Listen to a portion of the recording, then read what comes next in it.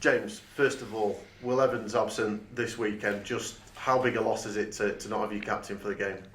It is, but you can flip that and say it's an opportunity for someone to take, and I'm sure the person that comes in will be ready because everyone's trained hard. But it is a loss, obviously, to lose your skipper in such good form as well. Obviously, he's been part of a back three or back four with Kyle. That's only let 1 goal in 3 games, so yeah, it's a loss. But I'm confident the person or the player that comes in will do their job. Have you picked that player already? Do you know? Because you Yes. have options in that position. Yeah, I've picked the team's picked for tomorrow, so all the preparation's done other than obviously the training session this morning. In terms of the role of a captain, I've talked to various. Some clubs are very sort of keen on it being a really significant role. Others try to sort of play it down and say we have a number of sort of leaders along the pitch. Where do you stand on that? Yeah, the captain's an important role, but there are other leaders that perhaps don't wear the armband that communicate well on the pitch and off the pitch. I think Hayden's been a good example of that since he's come in. I think his communication's been outstanding, and he's been a big part of that back four, back six, if you like. But I like to call it a back four rather than a back six with the goalie. His communication on Tuesday was very good and prominent in the clean sheet. Any other absentees this weekend from an injury perspective? Potentially, yeah. There's a few bumps and bruises from Tuesday. We're monitoring it. A couple didn't train yesterday. And we'll see today before training and during training, and we'll see. I take it you're not going to name any names? No. Worth an ask anyway. A couple of debuts in the week at Sutton, of course. Joel Taylor, George Carlin, your new signings. How do you think they got on in the first game? I thought the right winger for Sutton's obviously a very bright player. Caused Joel some problems, but I thought Joel, as the game grew stronger. He came off with precaution because obviously it's a hard day for him. We weren't sure if he was playing or not. We were waiting for confirmation. He was travelling down with us. It was all a bit dramatic, to be honest. And I don't like drama. So, no, I can imagine it's hard for the lads. We actually found out he was able to play at 5 o'clock. So that's not easy for anyone. So mentally, I think it took its toll. And against their best player, I thought he'd done well. Done very well going past their fullback in the second half and delivering a great cross that was just put out for a corner. So yeah, some good bits from Joel. George is just George. He goes under the radar a lot. You can see that in his interview as well. He's very consistent in what he does on and off the pitch. He's a great human being. I'm so glad to have him in the building because he's versatile as well. And I think his performance sums George up. He was right wing back, done really well. Then he came across to the left wing back and really kept the 7 quiet in the last sort of 25 minutes. So I was really pleased with him. He's a great addition, and so is Joel. So yeah, they're fitted in socially. Really pleased with them on Tuesday, and we go into Saturday and see if they play tomorrow. Are you pleased how all 5 of your new signings have integrated both with the wider squad and with the first team? I am, but I don't expect any less really because we've done our due diligence on them. We know, if I don't know them personally, we've gone around the network. We made sure they're the right characters first and foremost. If they're not, then they won't join. They wouldn't have joined. We wouldn't be interested, and that's what we've got to do. We've got to remember that where we are as a club. So we've been near the bottom for a reason. It's not just going to happen overnight. I'm not a magician. I haven't got a wand. But what we have done is started fantastically in my campaign here, or as manager, as my tenure as manager, there's no doubt. But it's 3 games, and to win a league, you need to do it for 44 games. So we've got 32 games left. There's a hell of a lot left of the season. Anything can happen, but we've got to be realistic about our objectives and where we can get to. It's great, the energy and what's happened with the supporters, with the fund is truly remarkable over the last 2 days. It shows how much we're coming together as a club, supporters, boards, management staff, player staff. So fantastic, remarkable gestures over the last 2 days, and the positivity has been amazing on social media. But we've got to keep our feet on the ground, and we've got to realise it's a process, and there'll be ups and downs on that process. But what we've got to do is make sure we stick together, because when you stick together in adversity, those adversity moments become less and less. Just like when you're building a team on the pitch, some things don't go right. Some things didn't happen right on Tuesday that we planned for. It's an invasion game, but what you've got to do is make sure those moments are few and far between. And the more you work on the training pitch and the more you work off the pitch together, the fewer those negative moments will happen, and that's when you start building momentum. So we've got to keep our feet on the floor. Good question, but hopefully that's given you the answer. Are you done now in terms of new signings for the foreseeable future? We're building. So that's not to say that the current playing staff will be changed. Building can be building with the players you've got, but the additions we've made have made a difference. I'm sure they'll make a difference in the short term and long term. If a good player comes available that we want or we think can make a positive impact, we'll be interested. Wanted to ask you about FA Trophy as well, Brackley or Royston. You've been drawn against. What's your view of that competition and where it fits? Is it a frustration that it's sort of a game that takes you away from the league, or is it an opportunity to win a bit of silverware?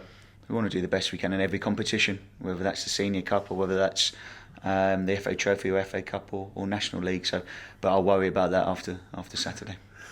Just a little reflection on Sutton. Was that like a sort of sit up and take notice kind of result, going away to a team that's done so well this season? I'm not suggesting that your first two games might have gone a little bit under the radar, but there'll be nobody that's missed the fact that you've started well now.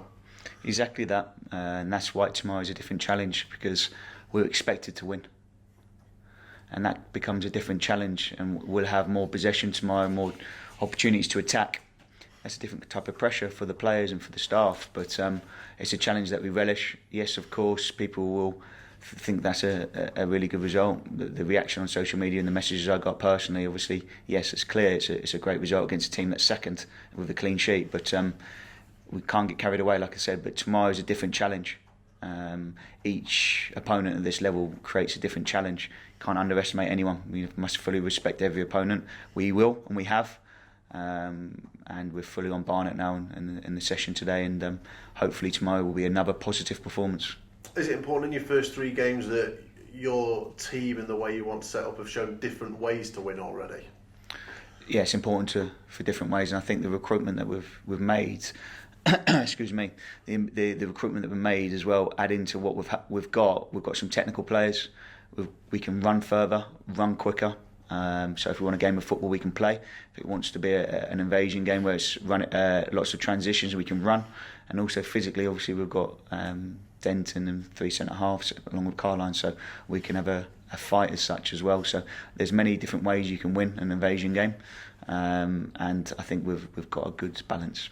Will be a different mentality this weekend, won't it? I mean, Barnet come in 2 points from the last 7 as opposed to going away to a team that's been doing so well. Are you confident the players will be able to deal with that and switch their focus to being the team expected to win?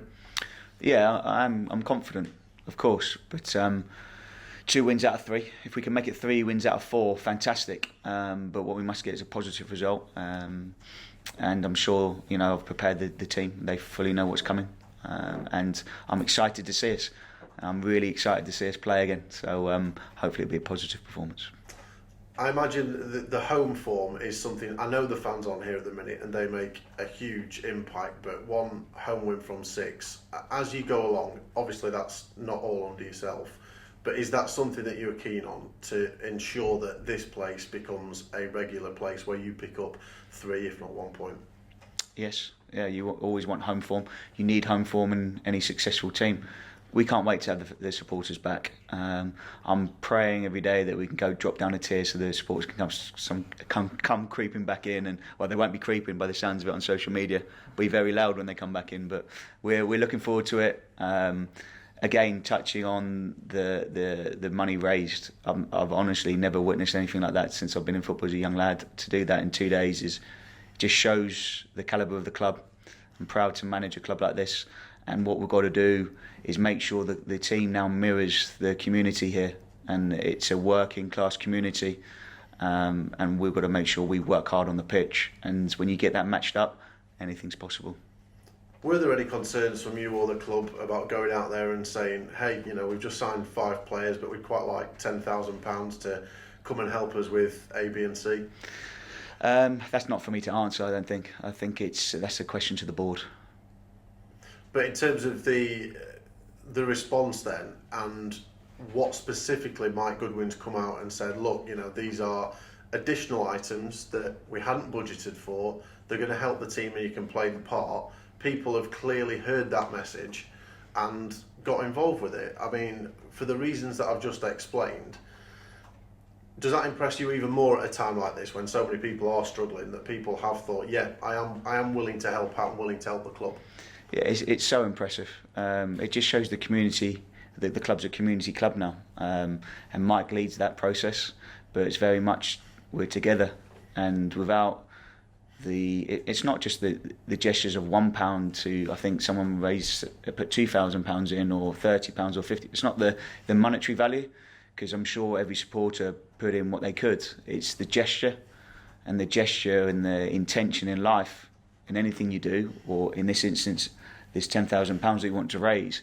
The fact that people have come forward shows a great togetherness, and we've got to take that as the players and the playing staff have got to take that and for what it is. It's a remarkable gesture, and make sure we mirror that on the pitch, and I'm sure we will. I think the reaction of the players and what they've said when they've come in the building, everyone's talking about it. It's fantastic, and we can go a long way here, and we've just got to start believing that we can. And this is the start of that process. There's going to be adversity on that process, but we've got to be ready for that and bounce back as quickly as we can when adversity comes. But it's great. It started brilliant, 2 wins out of 3, but we must continue tomorrow, and I'm sure we will. The performance more than anything. For you, what will the sort of sports science, the analysis equipment that this money will pay for, what will that add for you? I'm sure that the people that have contributed will want to know what the money's going to contribute to help you. Yeah, I just did a video on what it is. So it helps Dan with the training. So Dan's actually been in some awkward situations trying to film training from high up. So it's a blessing for him. Now the weather's changed as well, that he can do it on a tripod. So the tripod will obviously, you can film the training from high up, so you get a different view. So that's important, especially at our training ground, because there's no facility for him to go up anywhere. Secondly, it's the GPS. So the GPS wasn't working properly. So we had the pods, but the pods, you might get 3 proper stats from the running of the players. So we've got a new GPS system coming in, which is fantastic for us. I said the players perhaps won't want that, so we know how far they're running in training, in games, but they've got that now, or we've got that now. And lastly, it's an interactive screen for the analysis, so the clips that we take from the games, the players can be involved on the screen. I can show them clearly as well as telling them what's happened. So they're the 3 things. Really great, and it's going to make a huge difference long beyond my tenure here, I'm sure. Is that all part of the process of just sort of increasing the professionalism and modernising the club? Yeah, my role here, whether it's a year, 5, 10, 15, whatever it is to make sure the club's in a better place when I leave, however I leave. Because at some stage I will, whether Alex Ferguson or whatever, it's a year or 25 years in the role. It's to make sure the club's in a better place. And when I leave here, it's about, obviously I want the club back in the EFL if we can, but that's just the result side. Behind the scenes, it's to make sure that the staff are better equipped, the departments are better equipped and together, and to make sure that the club can move forward beyond my tenure. Just a bit of injury news. David Buchanan wasn't involved on Tuesday night. Was that tactical or was that an injury? No, he's picked up a knee injury. He actually played with it against Aldershot, so he's done really well there to play through the pain for us. He's had a scan. We're waiting the results today. Does that sort of sound like it could be quite long term? Well, we don't know. I can't update you on the moment. As soon as I know on that, but it's just a precautionary scan just to make sure there's nothing in there we need to know about. We can catch it early. But I'm sure, it's not nothing serious. It's just a precautionary scan, and hopefully he can be back in the fold as quickly as possible. And goalkeeper Luke Connington, he's been out for almost a year now. I think the last update we had was he might be back around Christmas time. Do you have any further update on that? He won't be ready till the new year. He's training now, and again he will need some match fitness before he comes back into the fold with us. George Carline, you've spoken about his versatility. What do you see him having a best position? I think his best position is where he started on Tuesday, is a right back or a right wing back, but he can play as a right forward as well. You notice in the games that he's good physically in the air, aerially. He's very good defensively, and also he's got legs to get up and down. So he's one of those that's always under the radar. It makes me laugh because he never gets a man of the match, or he never gets perhaps the pat on the back he deserves, because he's always a 7 out of 10. But you need those players as well. 7 out of 10 with the general public, but I know he can play better than that as well. And he's one of those that never really gets the reward or the pat on the back, like I said. But he brings a different dimension to us, and he allows the other players to play with their weapons, if that makes sense. So he's under the radar, and he's very much part of what we do. And the versatility he showed again, even on Tuesday, to go from right to left against their best player and adapt like that, just shows what he's about. And we've spoken about Hayden Hollis a little bit. Just how good is he playing now, do you feel? He's part of a back three with the goalie, with Carl, that's letting 1 goal from distance in 3 games. If you can start picking up regular clean sheets and minimising the goals against, the firepower we've got, I imagine we'll win some games. Long may it continue. A couple of other players who the fans are asking, obviously we know that Milan Butterfield's going out. Tyler Denton and Alex Kawamia, I think they're on short-term deals. What does their future hold? Tyler Denton, he's very much part of our plans, and Alex will update you in the due course, but we're not sure on that one at the moment, because obviously he was a month to month, and that's coming to an end, so we'll update you on that. In regards to Tyler Denton, yeah, he's very much part of our plans. He travelled with the squad on Tuesday. He was unfortunate to miss out, but he's right on the periphery. He's done really well. I'm really pleased with Tyler. Trained really well. I think there's more to come from Tyler. And in general, how have the new lads settled in? You brought in 5, it's quite a lot. How have they all settled into the group? Do you think it's a lot? 5? Is there more to come? Really well. I said it just then, the question I answered earlier. Socially excellent, all had minutes, and all part of a winning team so far that's won 2 out of 3. So really pleased. Obviously to chuck all 5 in away at second place is brave, but I knew them. I know them inside out. I've watched them a long time. We've done our due diligence, so I had no doubt that what they could do. They've got to back that up tomorrow now if they're selected. And how much of a priority is it to get another goalkeeper in, given that Dylan's obviously quite a young age? Yeah, we need to address that, but again, I'm not going to rush into a decision on that. And Carl has done very well. I think it's important to realise he pulled off a great save in the first half, down to his right, tipped out for a corner, and there was just a couple of scrambles, and there was one that he came out off his line as well and kicked one clear, so his starting position was excellent as well. So I've been impressed with Kyle. Yeah, we do need obviously a little bit of strengthening there, but I'm not going to rush into a decision. I'm going to make sure we get the right one.